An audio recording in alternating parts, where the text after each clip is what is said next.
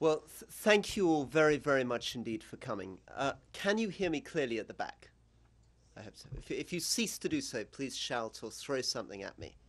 Um, I apologize also in beginning. I've just glanced at my BlackBerry and discovered it is in fact midnight in Britain. So if I start dozing off, also throw something at me. But I'm not likely to doze off because I'm really looking forward to this, and what I'm looking forward to, I hope, is much more of a conversation than a formal lecture. Slightly terrifyingly, as I look round the audience, I glance in one direction and see somebody who's just written a book about working in PRT in Afghanistan. I look to the other end of the room and I see somebody who's just been in the Canadian embassy in Afghanistan. So I'm sort of surrounded on every side by experts who are able to contradict me at every stage. Let me therefore just begin, as a way of getting this conversation going, by talking through a few of the elements of intervention which I think are important. I believe that the last 20 years has been the age of intervention. The end of the Cold War led to a new universe.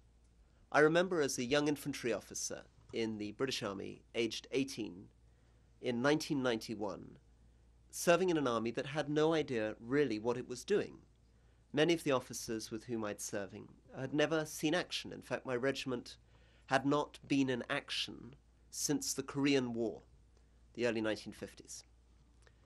Fast forward 12 years, and I found myself standing in a cemetery in El Amara in southern Iraq, alongside some of the officers from the same regiment who had, in the intervening period, been in Bosnia, in Kosovo, in Macedonia, in Afghanistan, and then in Iraq.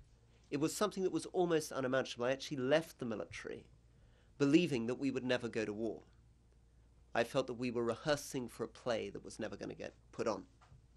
And that 2 decades seems to me to be a movement, initially from triumph, joy at the end of the Cold War, a sense of perpetual peace, Fukuyama's idea that history had ended, to a sudden moment of despair, as it were the second act of this 5-act tragedy, when confronting the horror of the Balkans and then Rwanda, we felt that we were facing new forces, ethnic hatred and civil war, which we were unable to control, unable to deal with. A third act, symbolized by Dayton, in 1994, when the international community seemed to rediscover some of its confidence, seemed to feel that there were things it could do. So as a young diplomat, I served when I left Indonesia, and I left Indonesia just at the time of the East Timor referendum and moved on to Kosovo and Bosnia. I was participating in probably the high tide of a new idea of liberal imperialism, a new idea that we had the formula, that we could go into other people's countries, that we could engage in state building, we could create rule of law, we could create governance, we could end conflict. And this then, of course, led to hubris, the fourth act, the triumphalism that led us into Iraq and Afghanistan, a sense that we'd been told we couldn't do it in Bosnia, we couldn't do it in Kosovo, and guess what we did? And so when people said we couldn't do it in Iraq, we couldn't do it in Afghanistan, well, we were going to prove them wrong. And the fifth act, of course, a humiliating mess. The terrible realization over the last 9 years of our limits, the limits of our power, the limits of our knowledge, the limits of our legitimacy, a sense of impotence. I believe that we should not come to the end of this 2 decades simply with despair and isolation. I think that the middle period in Bosnia and Kosovo suggested that there are things that the international community is capable of doing. Even in Afghanistan, I believe we achieved an enormous amount, but probably not the kind of things for which we congratulate ourselves, and probably not in the ways in which we congratulate ourselves.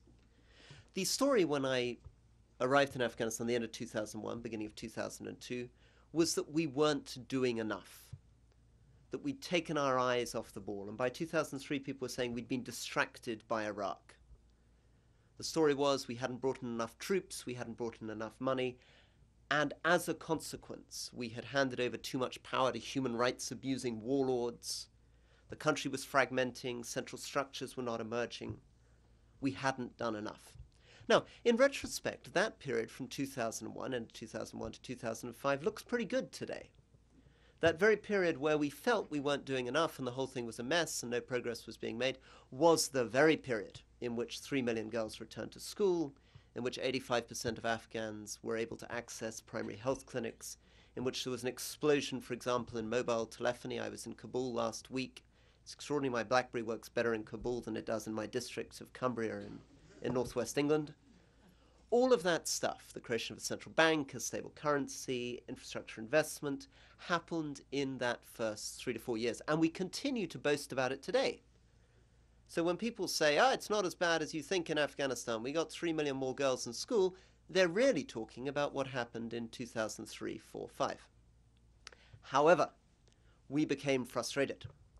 And by the end of 2005, the story, which interestingly did not begin in the United States, it began in Europe and Britain, which was that America had taken its eye off the ball, that we needed to do counterinsurgency, we needed to do state building, we needed to deploy more money. And I found myself at the end of 2005 at a kitchen table in Kabul, sitting down with the deputy head of the United Nations and the number 2 in the British Embassy. And they were saying, we are going to deploy troops into Helmand in southern Afghanistan.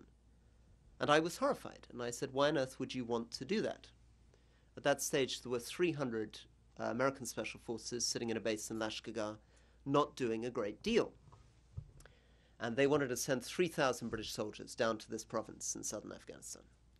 And they said, well, the reason why we're going to do it is that we're going to bring economic development, governance, security, and have an impact on the growth of illegal drugs. And I said, I can assure you, you are not going to be able to do any of those things. Now, this is not because I am somehow a psychic. I'm not very good at predicting the future.